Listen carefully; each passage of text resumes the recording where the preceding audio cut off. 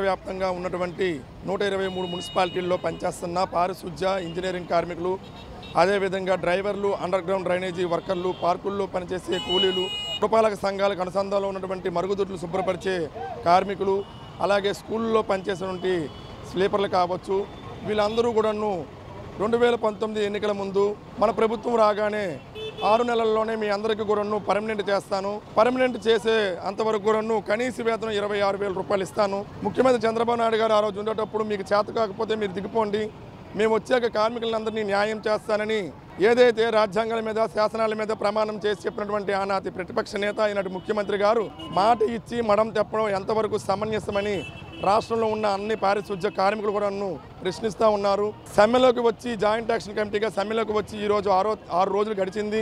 గడిచినప్పటికీ చర్చలతో కాలయాపన చేస్తుందే తప్పించి ప్రభుత్వ శాశ్వత పరిష్కారం అనేది చూపించట్లేదు. కాబట్టి మీ యొక్క సమ్మెను కూడాను ఈ సందర్భంగా మరింత ఉధృతం కూడా చేస్తామని ప్రభుత్వానికి తెలియజేస్తున్నాం. సుప్రీంకోర్టు తీర్పు ప్రకారం సమాన పనికి సమాన వేతనం, పెరుగుతున్న ధరలకు అనుగుణంగా 26,000 రూపాయలు ఇమ్మని చెప్పింది సుప్రీంకోర్టు. దాన్ని కూడా ఈ ప్రభుత్వం పట్టించుకోవట్లేదు. 11 PRC ప్రకారం 11,000 ఇస్తామని చెప్పి హెల్త్ ఎలిమెంట్స్ అనేది దాంట్లో జమ చేస్తాము, ప్రత్యేకించి హెల్త్ ఎలిమెంట్స్ ఇవ్వనని చెప్తుంది. మరి ఇది ఎంతవరకు సమంజసం? ప్రభుత్వాలు మారుతున్నా, పాలకులు మారుతున్నా, పారిశుధ్య కార్మికుల యొక్క బడుగు బలహీన వర్గాలలో పనిచేస్తున్నటువంటి కార్మికుల యొక్క తలరాతులు అయితే మారట్లేదు. AITUC మరియు జాయింట్ యాక్షన్ కమిటీ పిలుపులో భాగంగా ఈ యొక్క సమ్మెను 6 రోజుల వరకు కొనసాగించాం.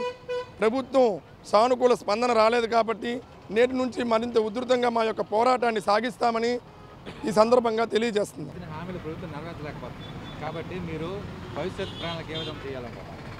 గతంలో అనేక హామీలు ఇచ్చి ప్రభుత్వం మాట తప్పింది కాబట్టి ఇంతవరకు మేము పోరాటానికి ప్రజలకి ఇబ్బంది కలగకూడదు, సామాన్య ప్రజలు ఇబ్బందులు గురయ్యి అంటురాగలకు గురవ్వకూడదన్న ఉద్దేశంతో 4 సంవత్సరాల నుంచి కూడా దశల వారి పోరాటాలు తప్పించి సమ్మెలకు ఏ రోజు కూడా వెళ్ళలేదు.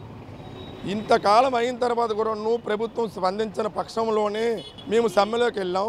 దానికి పూర్తి బాధ్యత ప్రభుత్వమే వహించాలని కూడా మేము తెలియజేస్తుంది.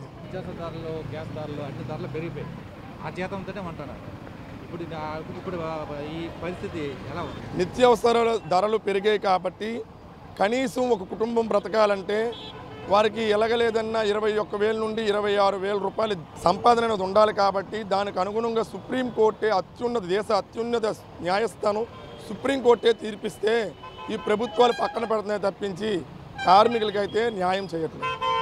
హామీలు నెరవేర్చినటువంటి ప్రభుత్వాలు, కార్మికులకు మాట ఇచ్చి మాట తప్పినటువంటి ప్రభుత్వాలు మళ్ళీ అధికారంలోకి వచ్చే దాఖలాలు ఎక్కడా కూడా లేవు. కార్మికులకు మోసం చేసి అన్యాయం చేసిన ప్రభుత్వాలు ఈరోజు ప్రతిపక్షంలో ఉన్నాయి.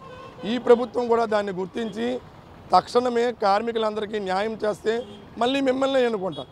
లేదంటే గత ప్రభుత్వాలకి పట్టిన పరిస్థితి మీకు కూడా పడుతుందని మేము బహిరంగంగా కూడా చెప్పగలం. విషయం ఎన్నికల ముందు ఇచ్చిన హామీలు మీ అందరికీ ఇచ్చిన ప్రతి ఒక్కరిని పెర్మనెంట్ చేస్తానని, ఆప్కాస్ కార్మికులకి స్కిల్డ్కి మా ప్రతి ఒక్కరికి అలవెన్స్లు అన్ని రకాలుగా మీకు చేసి పెర్మనెంట్ చేస్తానని ఇచ్చిన హామీలు ఈరోజు ఈ 4 సంవత్సరాలు కావచ్చిన తర్వాత మేము అనేక రూపాల్లో మా సమస్యలు పరిష్కరించమని కోరుతూ ఈరోజు మాకు ఎలాగైనా పెర్మనెంట్ చేయాలి, మేము కనీసం 26 సమాన పనికి సమాన వేతనం 26,000 ఇవ్వాలని కోరుతుంటే ఈరోజు సమ్మెలోకి దిగడం జరిగింది. కానీ కనీసం 3 సార్లు చర్చలకు పిలిచి కేవలం ఏవో మా కంటి తుడుపు చర్యలు చేపట్టారు తప్పించి మా కనీస సమస్యల పరిష్కారం కోసం అయితే ప్రభుత్వం కృషి చేయడం లేదు. దీనికోసం మేము మున్సిపల్ కార్మికులందరూ ఏకతాటికి పైకి వచ్చి ఇంకా సమ్మెను ఉధృతం చేసి మా సమస్యలు తీరే వరకు ఇంకా వీలైతే ఈరోజు కలెక్టరేట్ దగ్గర ధర్నా ఉంది, ఆ ధర్నా కార్యక్రమాన్ని కూడా మేము అందరూ జయప్రదం చేసి మా సమస్యలు పరిష్కరించే వరకు పోరాటం చేస్తామని ముఖ్యమంత్రి గారికి విన్నవించుకుంటున్నాం.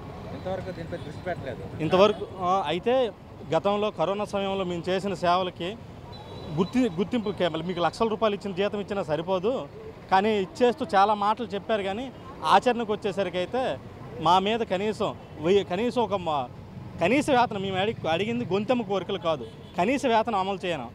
ఒక సమాన పనికి సమాన వేతనం ఆల్రెడీ సుప్రీంకోర్టు చెప్పిన దాని ప్రకారం ఇవ్వాల్సి ఉంది, అది ఇవ్వటం లేదు. కేవలం 15,000 రూపాయల జీతం, 6 రూపాయల హెల్త్ అలవెన్స్ల పేరుతో ఇచ్చి చెయ్యిలు దులుపుకుంటున్నారు. ఇది కరెక్ట్ కాదు.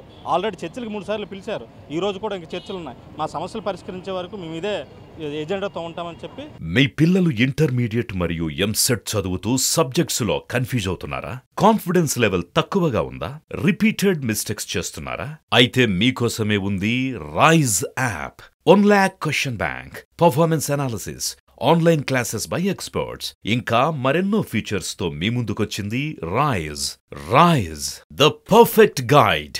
డిస్క్రిప్షన్ లో ఉన్న లింకును ఉపయోగించి సబ్స్క్రైబ్ అవ్వండి. చర్చలు అయితే ఎట్టి పరిస్థితుల్లో ఇప్పుడు రానున్న ఎన్నికల నేపథ్యంలో మా సత్తా ఏంటో మేము చూపిస్తాం ప్రభుత్వానికి. ఎన్నికల ద్వారానే చూపించగలం.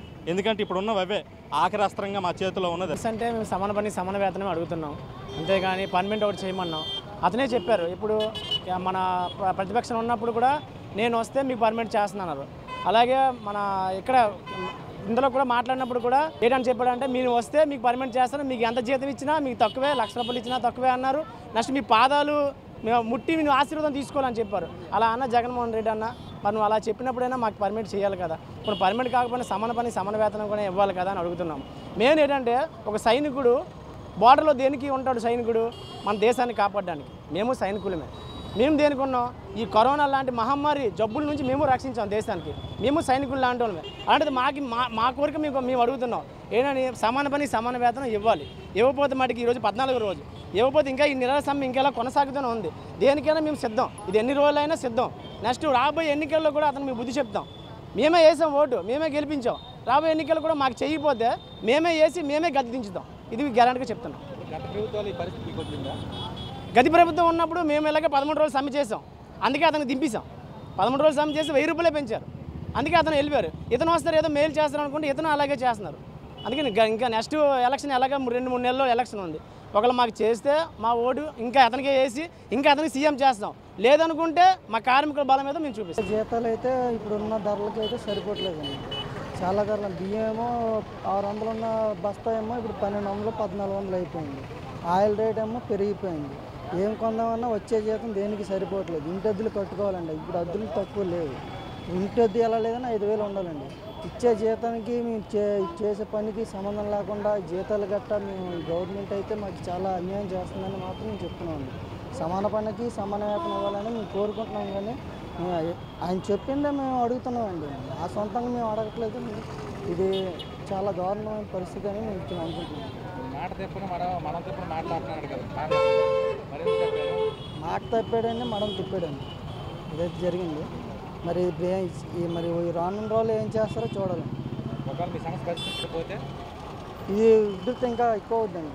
2 రోజులైనా సరే మేము దేనికైనా తెగించే ఉన్నామండి. నిరాహార దీక్ష కూడా దిగిపోవడానికి రెడీగా ఉన్నాం.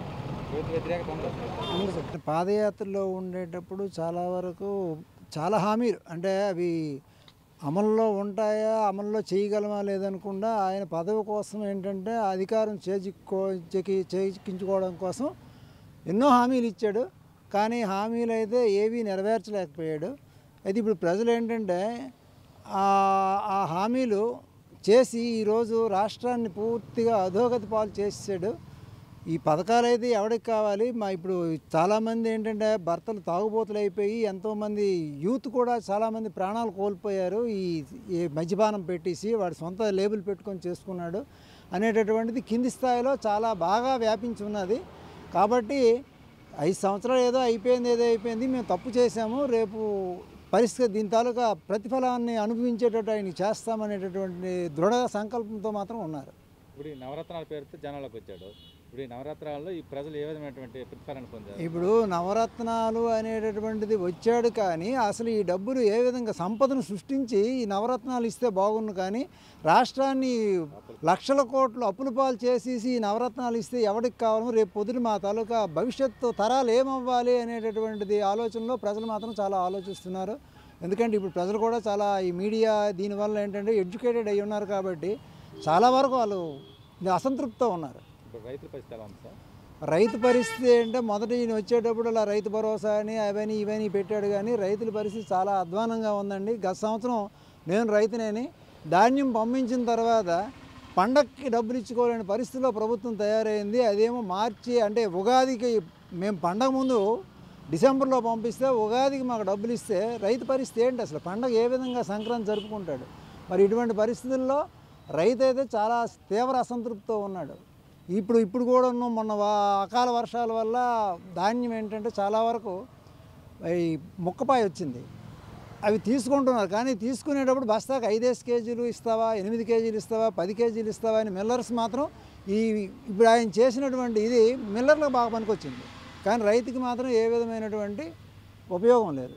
రాబోయే రోజుల్లో ప్రజలు ఏ విధంగా తీర్పునివ్వబోతున్నారు? రాబోయే రోజుల్లో ఇప్పుడు జనసేన మన పవన్ కళ్యాణ్ ఎప్పుడైతే తెలుగుదేశంకి మద్దతు తెలిపి ఇద్దరు ఉభయ మేనిఫెస్టోతో ముందుకెళ్తున్నారు, ఎప్పుడో రేపు ఎట్టి పరిస్థితుల్లో తెలుగుదేశం పార్టీ తప్పనిసరిగా వస్తుంది అనేటటువంటిది ప్రజలందరూ పూర్తి నమ్మకంతో ఉన్నారు.